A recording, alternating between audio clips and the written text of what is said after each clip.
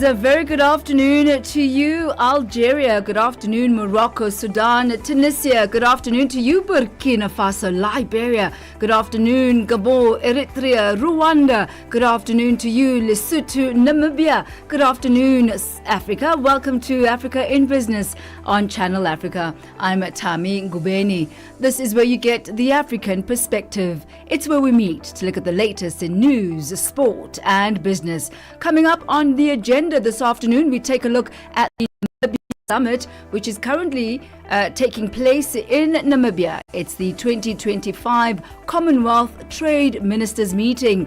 Why is this important? Well, this is the first time that the event has been held outside of London. We'll be speaking this afternoon to the Managing Director and Group Chief Economist at Frixenbach, Dr. Yemi Kale.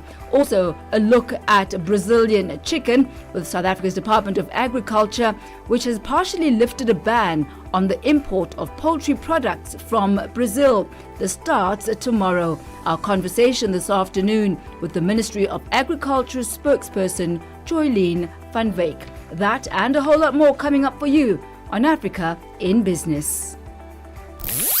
Connecting Africa to the world. Africa in Business with Thami Ngubeni brings you the latest insights on Africa's economy. We begin here this afternoon. Mali has announced the construction of gold refinery to purify the mineral locally. This comes after the country's president said last year that all mining companies would be required to process their gold in the country under a revised mining code. This is, of course, before exporting it. But there has been some skepticism around the government's intentions, as they say there is no transparency about public funds or where the mining revenue will go. Dimakatso Lishoro has the details. Mali will have a controlling stake in the 200-ton Russia-sponsored refinery, which has been touted as a reflection of a bigger part of an economic shift in the Sahel region. Mali, along with Niger, Guinea and Burkina Faso, have revised their mining codes and now require locally produced gold to be refined domestically instead of exporting it to other parts of the world to be processed. Kassoum Koulibaly, a political economist in Mali, says this is not the first time there is talk of a gold refinery in his country. In 2012, during also another transition period, there was a project of building a refinery near the international airport of Bamako in Mali. I think that this is another situation. We don't know exactly today what is the cost of this refinery, the new one. We don't know exactly what's the timeline to build this refinery. We don't know exactly, which will be the profit for the government. He says there is no transparency in government about how public funds are spent, adding that a mining policy will be better placed to give a clear picture of how government plans to beneficiate not only gold, but all the minerals from the country. Even now, we don't have a mineral policy in Mali where we can understand clearly, in line with the Africa Mining Vision, to say that where we want to take our mineral sector from A to Z and to drive our transformational sustainable economy and development inside the country. But putting just only a refinery, for me, is not the solution. We need to have good governance policy everywhere in the country. And if we get the money or the resources or the profit from the refinery, we should know follow the money, where it's going to. The noted refinery will be built in partnership with Russia's Yadron Group and a Swiss investment company.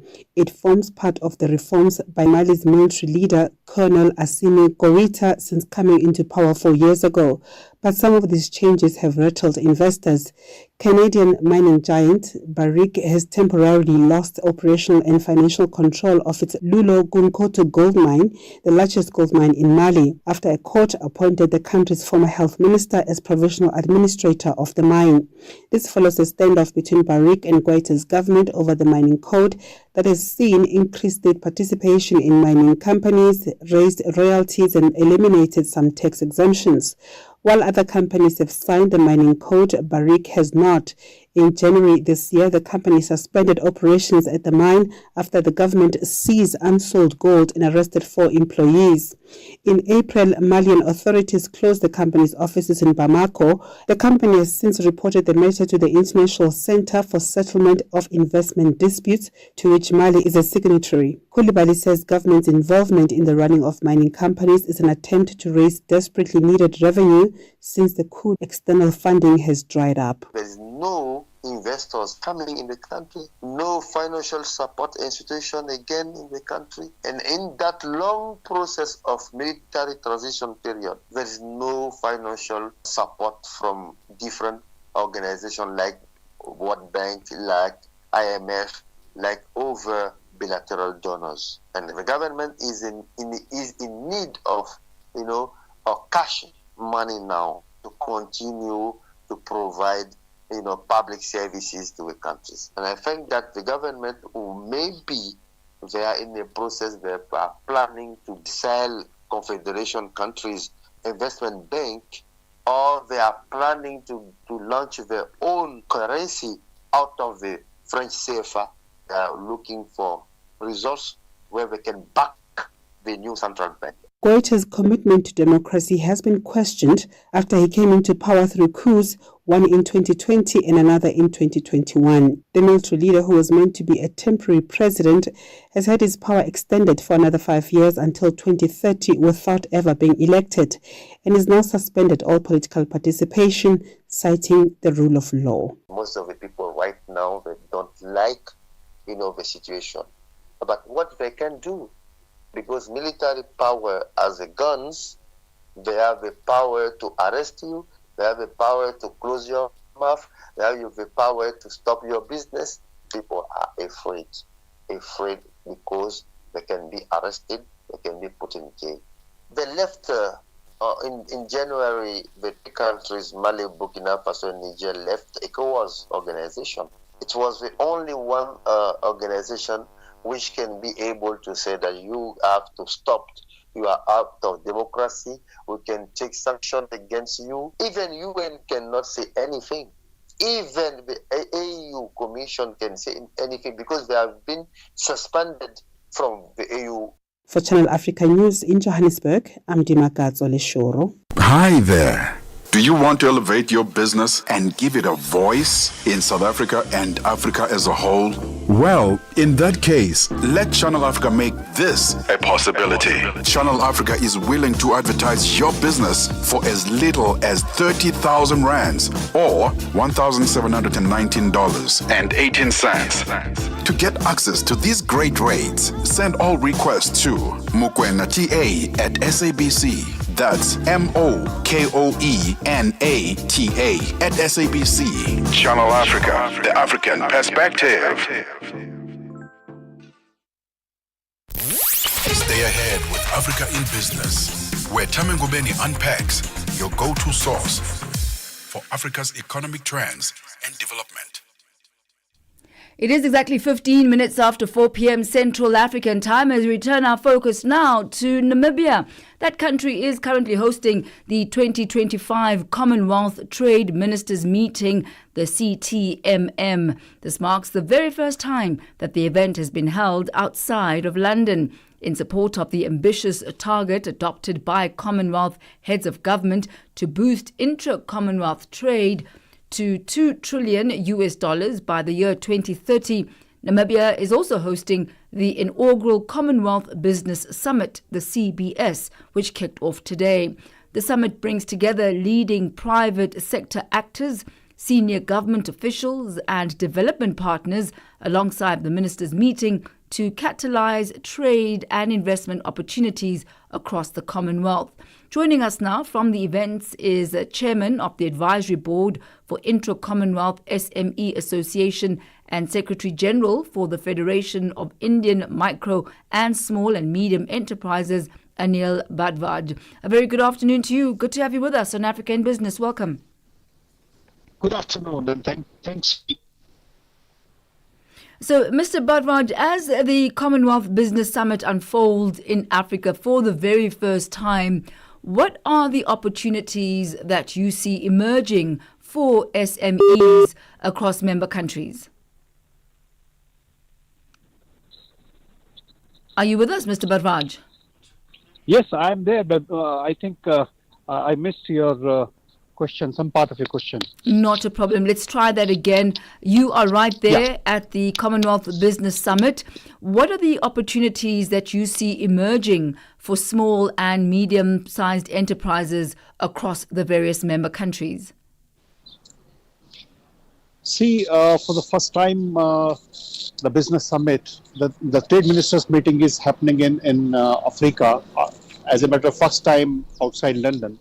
That also, in fact, symbolizes that how the gauge, the focus is changing and is coming to Africa, because almost everybody sees Africa as a huge land of opportunity, and thanks to relative calm and stability in the political systems across Africa, the opportunities that have been there always are increasingly becoming more realizable.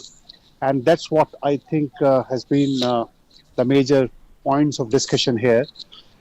So far as Intra-Commonwealth SME Association is concerned, what we are trying to identify is that, although there are opportunities for production in many member countries in Africa, but their ability to export, especially in a relatively developed market, is relatively limited. And that's where some structural gaps exist. And Commonwealth Secretariat and collective efforts can help them, or you can say capacitate them, so that those potential that exist becomes realizable. And that literally pretty much answers, at least in part, my next question to you. I wanted to ask you about what you would identify as perhaps the biggest barriers that are currently facing Commonwealth SMEs when it comes to cross-border trade and market access. You've highlighted, that lack of access to export opportunities and where the Commonwealth can come in to assist. Anything else that you could perhaps highlight? The biggest hurdle, I would say, that exists for African entrepreneurs in accessing markets in developed member countries is standards, comes to standards. So first of all, we need to identify that, whatever we are exporting, what standard is there in the importing country. Secondly, we need to have that whether we have the laboratory in our country here in Africa. And third, whether the certificate given by the laboratory is acceptable in the importing country. So it's basically compliance standard, and you have to create a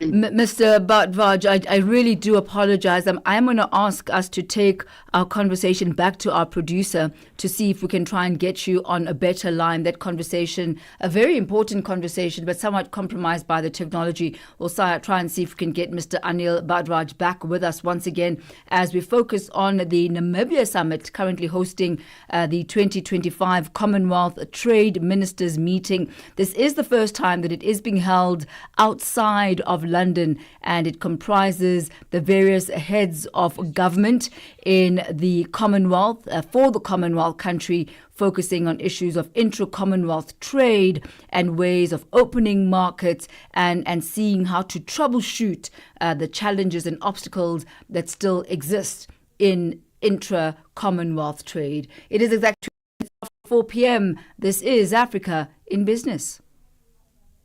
Get the news, music, and lifestyle of Africa on Channel Africa, the African perspective. From markets to innovation. From markets to innovation, Africa in Business with Thami Ngubeni covers it all. With Africa's future in focus, Channel Africa, the African perspective. Now, South Africa's Minister in the Presidency for Planning, Monitoring and Evaluation, Rupini Ramakgopa, says government is ramping up its efforts to partner more closely with the private sector in a bid to unlock funding and fast-track the implementation of key infrastructure projects. She was speaking at a high-level business breakfast hosted by the Federated Employers Mutual Assurance in Johannesburg on Wednesday. Channel Africa's business reporter, Innocent Samosa, filed this report. In 2023, the South African construction sector contributed with an added value of approximately $5.79 billion to the country's gross domestic product (GDP). However, red tape and slow procurement processes are major systemic issues preventing timely project delivery and growth in South Africa's construction sector.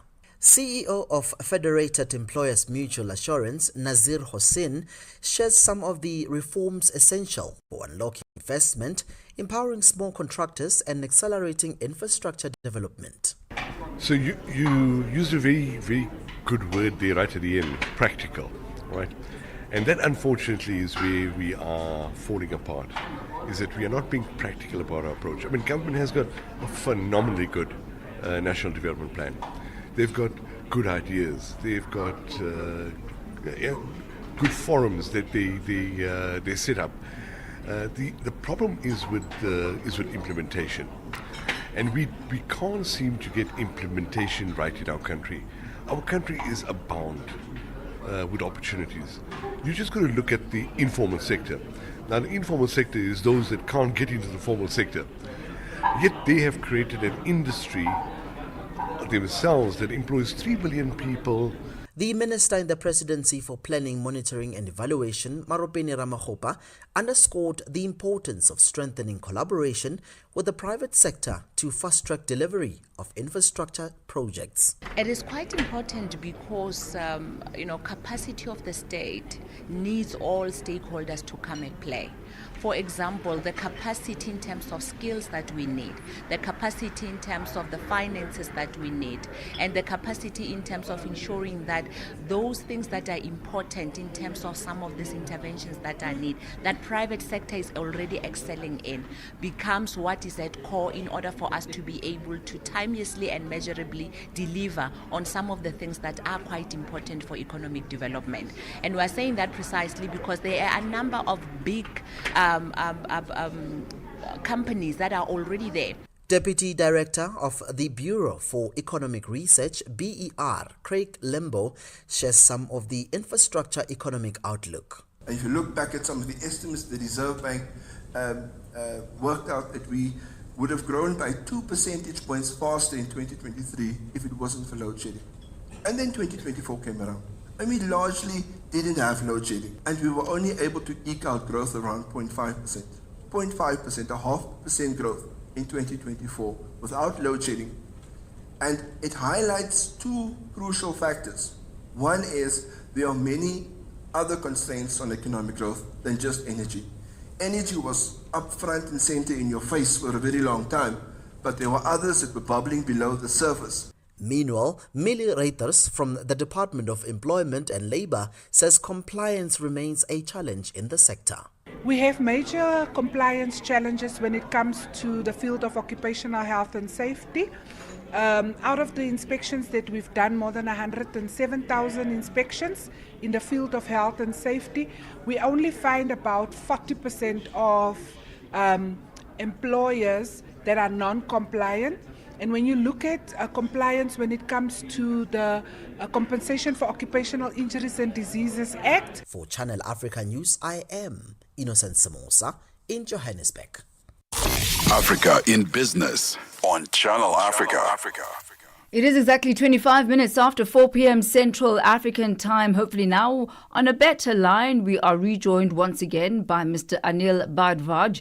He is the chairman of the advisory board for Intra-Commonwealth SME Association and also the Secretary General for the Federation of Indian Micro and Small and Medium Enterprises. Our focus this afternoon on the 2025 Commonwealth Trade Ministers meeting, which is currently taking place in Namibia. Mr. Bhardwaj, good to have you back with us once again. When we got we're talking about you highlighting some of the challenges that is still being faced as far as intra-Commonwealth trade and market access are concerned. Yes, that's right. So what we were discussing was that, the biggest challenge that entrepreneurs, especially small and medium enterprises, face while accessing the more advanced markets within the Commonwealth is the compliance of standards. So first, most of the people, most of the exporters are not aware what are the standards there in the importing country. Secondly, they are not aware of the labs which can issue or the agencies that can help them comply.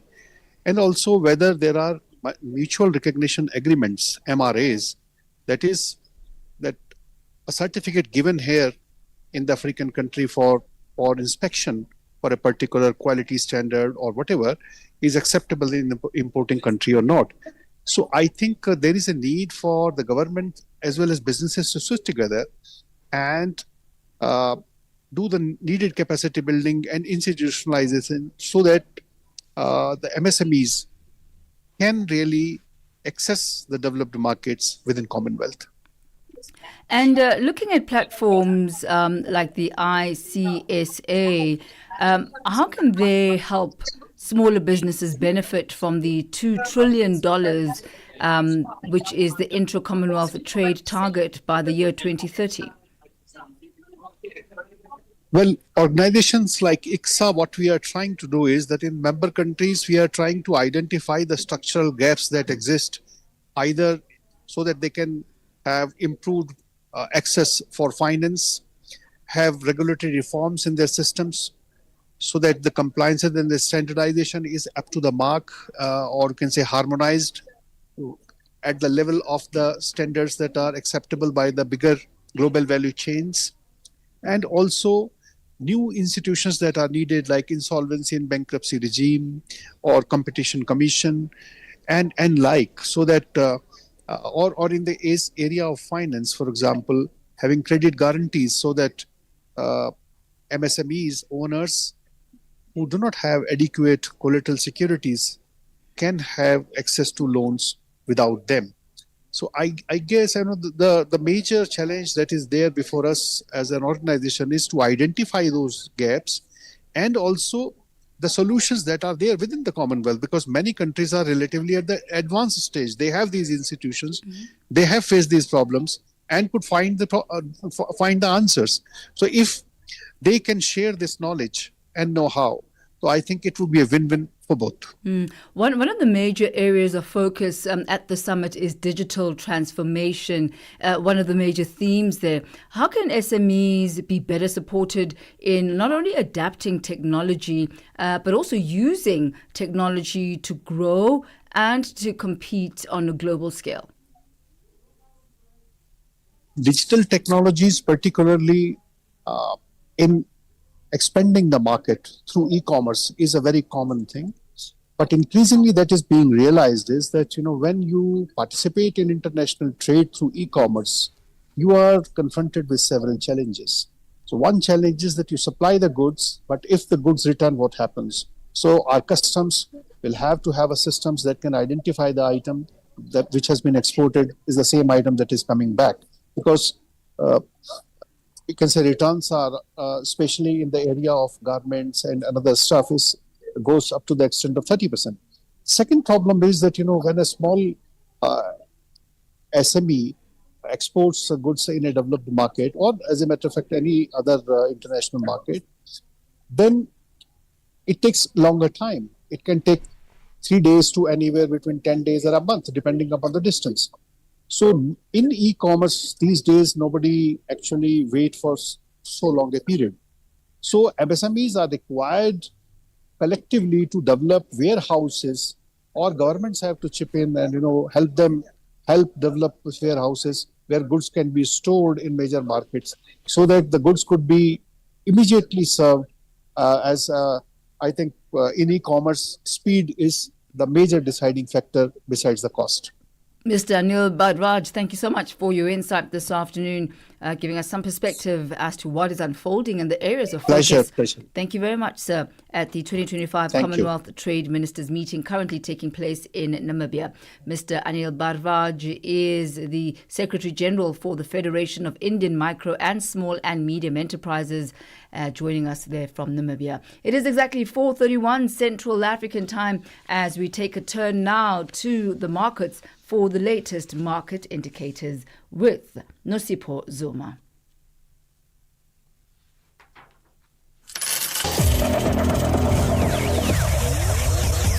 Business news on Channel Africa. The African Perspective. Thami, good afternoon. In your business indicators this hour, $1 is trading at 17.89 in South Africa. In Botswana is trading at 13 Bula 215. Namibia it is trading at 17 Namibian dollars 89. The Zambian kwacha is trading at 24 kwacha 316 to the US dollar. In Kenya, the dollar is trading at 128 shillings 60. In Ethiopia, it is trading at 134 birr 79. In Uganda, it is trading at 3,578 shilling. In Tanzania, it is trading at 2,591 shilling. $1 in Nigeria is trading at 1,543 naira. In Egypt, the dollar is trading at 50 Egyptian pound 157. In Tunisia, it is trading at 2 dinar 92. In Algeria, it is trading at 129 dinar 256. In Morocco, the dollar will cost you 9 dirham 09. In Angola, the dollar is trading at 911 kwanza 66, while the Congolese franc is trading at 2,853 to the US dollar. Now looking at commodities, gold is trading at $3,393 and platinum at $1,002 per ounce. The price of Brent crude oil is at $76.71 a barrel. Now, for any business news stories you would like to share with us, please send an email to newsroom@channelafrica.co.za or call us on +27 11 714 4459. For Channel Africa Business, I'm Nosipo Zuma.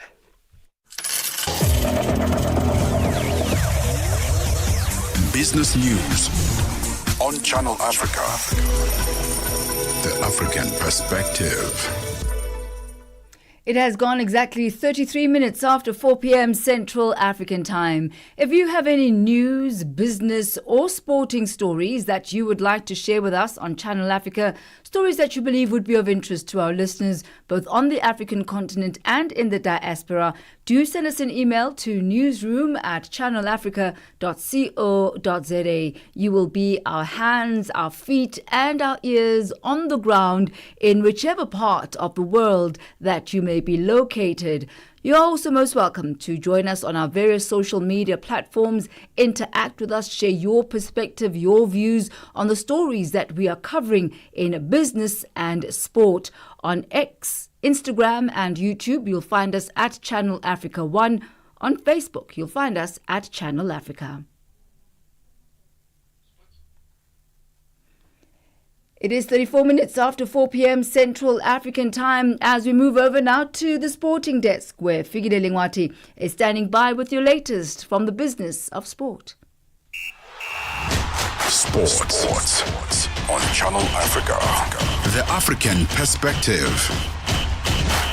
Thank you, Thami. Good afternoon. Let's start off with motor racing. South African circuit Kyalami has to upgrade Kyalami circuit to meet FIA Grade 1 standard for hosting a Formula 1 race, and it is estimated that $5 million to $10 million will be needed.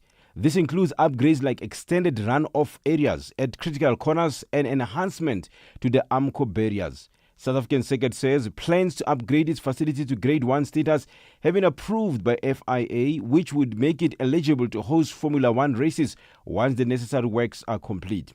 Kyalami is among 3 venues vying to bring F1 back to the African continent, although the sport's chief executive officer Stefano Domenicalo indicated last month that a deal was still a long way off. The upgrades include expanding run areas as the key corners and improving the AMCO barriers. With these upgrades, Kyalami hopes to secure a place on the Formula 1 calendar as early as 2027. More on the Formula 1 now it's about the efforts to bring the Formula 1 to Thailand. They have progressed with approval granted for a $1.3 billion project to secure an event from 2028.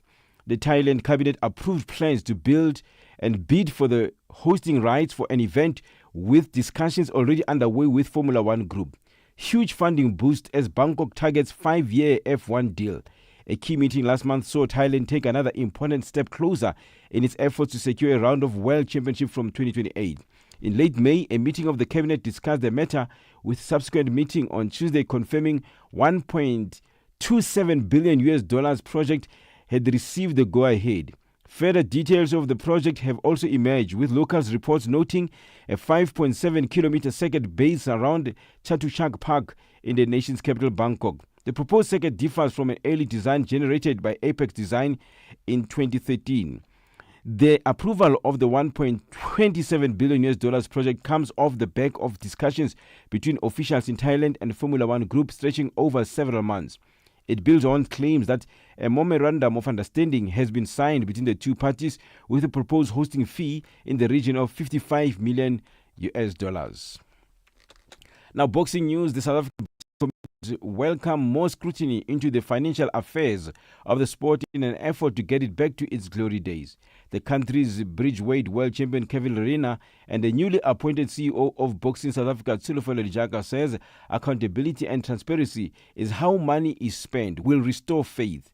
Apart from representing his country on the world stage, Lerena is also creating a platform for emerging talent by promoting an upcoming tournament on the 21st of June in Sandton. Lerena says it's not only Boxing South Africa that needs to be transparent with finances.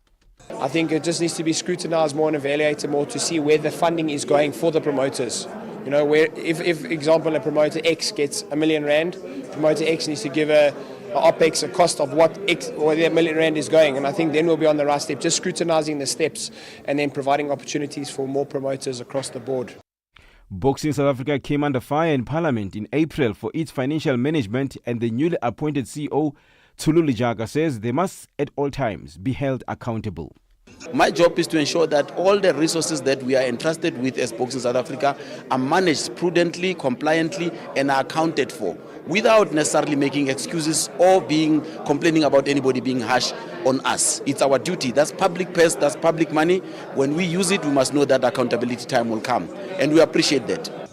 Let's end it with bowling. Namibia's bowling team needs approximately $2,000 per player to cover expenses for events like the World Bowl Championship, including airfares, accommodation, and meals. The Namibia Bowling Association has limited funds, so fundraising is crucial for participation. Additionally, visas cost around $1,700, and accommodation with meals in Australia is estimated at $20,000. Namibia's national men's bowling champion Alan Langestrassen expressed satisfaction with his preparation for the upcoming event. He will be accompanied by the reigning champion in the women's division, Yvonne Carstens. The event is scheduled to take place from the 16th to the 30th of September. Marketing manager at the Namibia Bowling Association, Michelle Crawford, provided an update on their preparations, affirming that the federation's full backing in this endeavor. For any sports stories you'd like to share with us, please send an email to newsroom@channelafrica.co.za or call us on +2711 714 4459. This is Channel Africa Sport with me, Figile Lingwati. Sports on Channel Africa. The African perspective. From markets to innovation. From markets to innovation. Africa in Business with Thami Ngubeni covers it all. With Africa's future in focus, Channel Africa, the African perspective. It is exactly 20 minutes to 5 p.m. Central African Time. Here's what we've covered so far on Africa in Business this afternoon. We took a look at progress that's been made in Mali as far as refining of its minerals and more specifically gold before export. It's something that Mali has now announced, and this is around the construction of gold refineries to purify the mineral locally. This follows very much on trend with developments that we are seeing in Niger as well as Burkina Faso.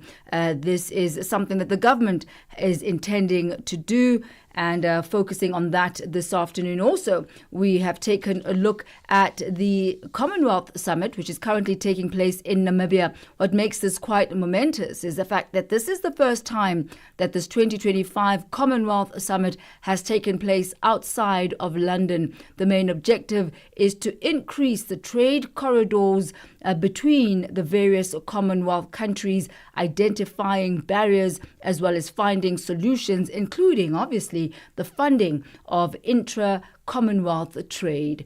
Also this afternoon, we'll be taking a look at Brazilian chicken. Well, not Brazilian chicken, but really South Africa now partially lifting a ban on the import of poultry products from Brazil. We'll be focusing on that story in just a moment. Get Channel Africa on DSTV Audio Bouquet. Channel 802. Before we take a look at the agricultural sector, let's focus on energy for a moment. South Africa's Minister of Electricity, Dr. Kgosientsho Ramokgopa, says that Africa must reject the notion of decarbonization at the expense of development. Ramokgopa was delivering the welcoming address at the 4-day Africa Energy Forum, which is being held in Cape Town in the Western Cape province. The forum is a platform to discuss as well as to implement innovative solutions for Africa's energy challenges, promoting environmental stewardship and social equity. Energy analyst Clive Mallinson has more. The fact that 600 million Africans don't have access to electricity is shocking, but it has very little to do with the transition. The transition is all about moving those who do have electricity from electricity generated by primarily fossil fuels to energy generated by primarily renewable energy fuels. Now, if you don't have electricity to start with, then there's no transition. Transition means moving from one thing to another. So basically, the move to renewable energy holds out great hope for Africa, having gone through the last century and 2 decades with plenty of access to fossil fuel types in Africa, oil in Nigeria, Angola, coal in Botswana, South Africa. There's no reason why Africa should have been left behind on energy, except as pointed out through a lack of will. But to link this to the transition and blame it on the transition, in my opinion, is disingenuous. There's not a transition of those 600 million. There's an opportunity for them to have electricity for the first time. And that opportunity is a little bit like cell phone technology, where we can leapfrog the need to put long transmission lines all over Africa and run coal and gas and oil in order to supply people. We can supply at the local level on microgrids on a town and city basis. And that's the great hope, and that's what we need to be accelerating in. And in fact, that's what a lot of the countries in the global south are accelerating in. We've just been sidetracked by insisting that we be allowed to make use of fossil assets that we've got and that we haven't made use of for the last 120 years for whatever reason. I think blaming it on the transition is incorrect. We need to basically be really thankful that we're at a time in history where the transition is taking place. And in a sense, Africa can move from not having electricity supplied to those great number of people to doing it with electricity generated at source, so that we don't have to see transmission lines across the Great Savannah, the Serengeti, the plains of Tanzania. It would be brilliant to be able to generate electricity at source. And then, of course, in areas where there may be the need for industrialization, you can also do it with renewables, because these days storage is very cost competitive. And of course, Africa has a lot of hydro power. It has a lot of geothermal power. We seem to spend more time fighting with each other than we do on building stuff in many parts of Africa, I'm afraid to say. That was energy analyst Clive Mallinson there on the backdrop of Minister Ramokgopa, who is delivering the welcoming address at the 4-day Africa Energy Forum, which is currently taking place in Cape Town, South Africa.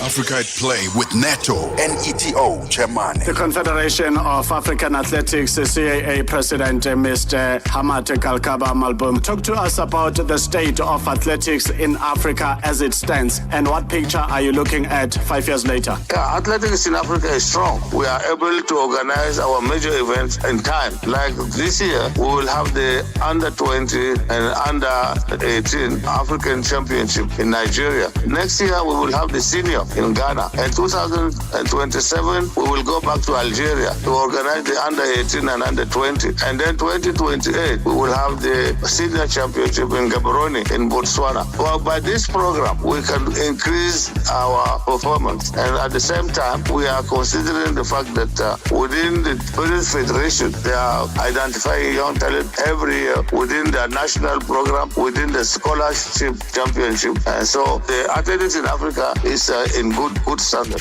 Live every Saturday and Sunday from 2 to 5 p.m. Central African Time.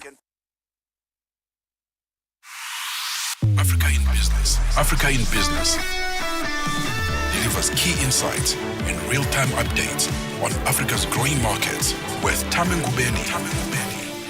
The African Perspective on Channel Africa. Channel Africa. A new joint United Nations report released by the World Food Programme and the Food Agriculture Organization has warned that people in 5 hunger hotspots around the world face extreme hunger and the risk of starvation and death in the coming months. This is, of course, unless there is urgent humanitarian action and a coordinated international effort to de-escalate conflict, to stem displacement and mount an urgent full-scale aid response. The latest Hunger Hotspots report shows that Sudan, Palestine, South Sudan, Haiti and Mali are hotspots of highest concern, with communities already facing famine, at the risk of famine or confronted with catastrophic levels of acute food insecurity. More on this report from WFP DRC's spokesperson Shelley Takral.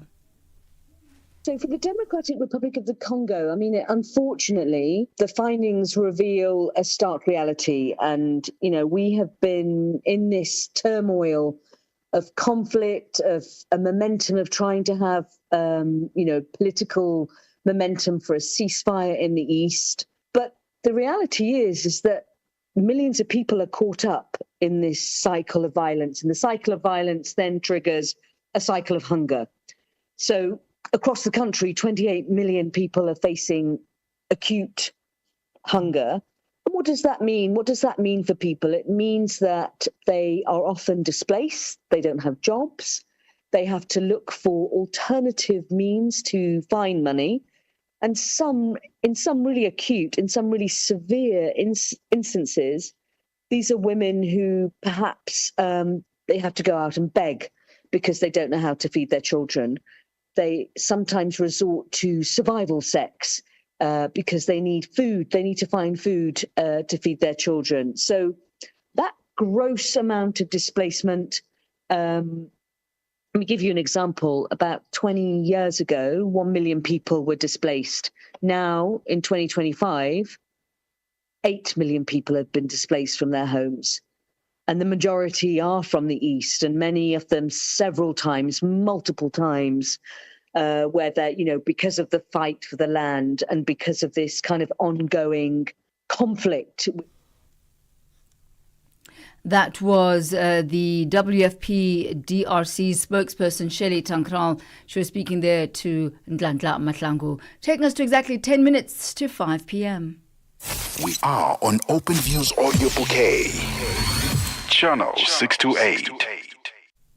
Now, for a look at the latest business and financial market developments this afternoon, we're joined on the line by Lindile Malchas, investment strategist at Absa Investments. Good to have you once again with us, Lindile.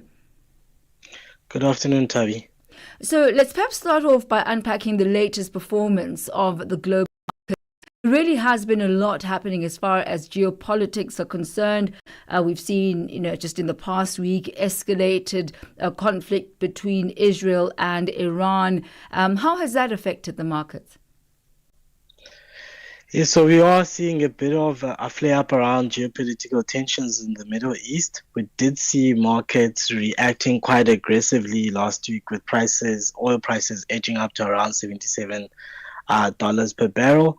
We are seeing, in terms of performance today, global markets retreating slightly ahead of the US Fed data decision that we're expecting today. And then looking in terms of our local markets, they've actually rebounded by about 0.5% today so far, being led by industrials that are coming in around 0.7% higher. And then you are also seeing resources and financials trading a bit stronger as well. And then looking at our currency, we are seeing that the rand is also looking a bit stronger today, so trading around the 17 rand at 97 to the dollar. But yes, quite a lot happening in markets so far, and a lot of tensions within the Middle East. Let's shine the spotlight for a moment on the global oil markets. How are they faring? Yes, so we are seeing, on the back of those tensions being heightened within Middle East, it is a threat to the region, particularly given that the region is a major oil producer, and markets are a bit cautious in terms of whether it can disrupt the supply chain in that regard. However, today we are seeing that despite some of the announcements we've seen throughout the day and last night, oil prices are trading a bit lower today, so they've come down to around $75 per barrel, but still stronger than where they were last week. But on a more longer term perspective, we do think that the outlook for oil does remain quite weak, especially given the more tougher economic backdrop. And we've also seen OPEC increasing their supply, so that does tend to keep the oil prices a bit lower. We saw the US inflation data edging slightly higher last week, but it does remain near the Federal Reserve's 2% target. With the Fed set to meet next week, how are markets pricing in their possible next move? Yes, so from that regard, what was positive with the print is that it increased by less than what markets had anticipated, so that was positive. And then from a Fed perspective, we have seen that the tone coming out of the US Fed and the chair, Jerome Powell, is that they'll be more cautious and tend to assess the developments as they continue to occur. And there's still a lot of uncertainty around the inflationary impact of some of the tariffs. So I think they've applied a more wait-and-see approach, and markets are expecting the US Fed to hold rates as they assess some of the developments. Let's turn our focus to South Africa now. What are the analysts forecasting for the upcoming inflation print, and are there any surprises expected locally? Yeah, so in terms of that inflation print, we did see it coming out today. It did remain stable at 2.8%. So sort of in line with what analysts had expected. And then some of the key drivers within that print, we did see food inflation that continuing to tick up, and then some of the other contributors being housing and utilities, but inflation still remaining quite stable. And then what is positive is from a fuel price inflation perspective, before we saw that flare up in geopolitical tensions, oil prices were a bit contained. So that is a bit a positive from a consumer perspective. You're seeing the lower fuel inflation as a result of lower oil prices during the month, as well as a stronger rand. All right, we thank you so much for today's market update, Lindile. Until next time, you have yourself a splendid evening further. Thanks, Thami. Have a good evening. Thank you too. That's Lindile Malchas, investment strategist at Absa Investment. He takes us to exactly 5 minutes to 5 p.m. From markets to innovation. From markets to innovation. Africa in Business with Thami Ngubeni covers it all. With Africa's future in focus, Channel Africa, the African perspective. It is exactly 5 minutes to 5 p.m. Central African time. Here's a topic that we wanted to bring to you today. Unfortunately, we couldn't make it happen. logistical problems with not really getting hold of the individual who's supposed to talk to. But maybe we'll take a look at it in the next couple of days. And this is around the Department of Agriculture in South Africa. They have partially lifted a ban on the import of poultry products from Brazil starting tomorrow, which is the 19th of June. Poultry products from Brazil will once again be allowed into the country, and this is except shipments from Rio Grande do Sul, a region affected by a recent outbreak of highly pathogenic avian influenza. The partial lifting of the ban by the department is seen as a critical step in addressing South Africa's growing food security platforms or security concerns, rather. We did last week see the Department of Agriculture doing an assessment of whether the regionalization of imports of chicken from Brazil can be put in place to ensure that the local demand for the product is met. We were hoping to talk to the Ministry of Agriculture's spokesperson, Joylene van Wyk. Should we have the opportunity again later on this week, we certainly will be taking a look at that particular story. Let's get ready now for Vue d'Afrique, which starts in the next few minutes. Bonjour, Joël. Bonjour, Thami. Bonjour à tous les auditeurs de Channel Africa. Vue d'Afrique, c'est dans quelques minutes, effectivement. Et nous parlerons d'Amnesty International qui exige des enquêtes sur les allégations de torture au Togo. Et en RDC, le ministre de la Justice et garde des Sceaux jette l'éponge après l'autorisation des poursuites à son encontre. Et nous parlerons également d'Israël et d'Iran et de plusieurs pays africains qui appellent à la désescalade. C'est dans la grande actualité de Vue d'Afrique. Merci, Thami. Merci, Joël. Merci.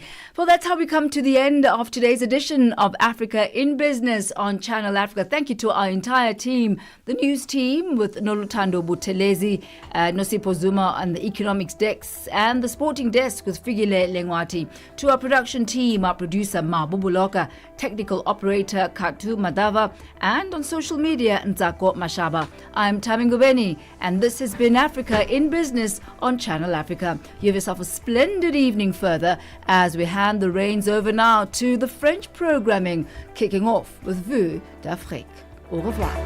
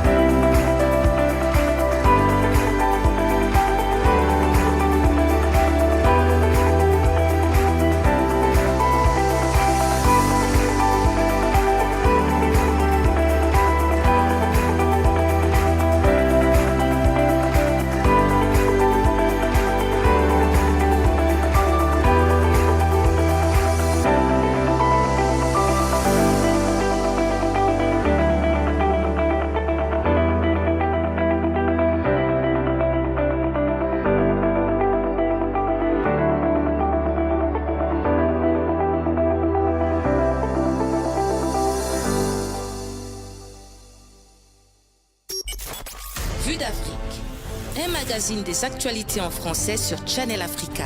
Rendez-vous du lundi au vendredi avec Joël Mouteba sur Channel Africa de 15h à 16h, temps universel. Channel Africa, la perspective africaine.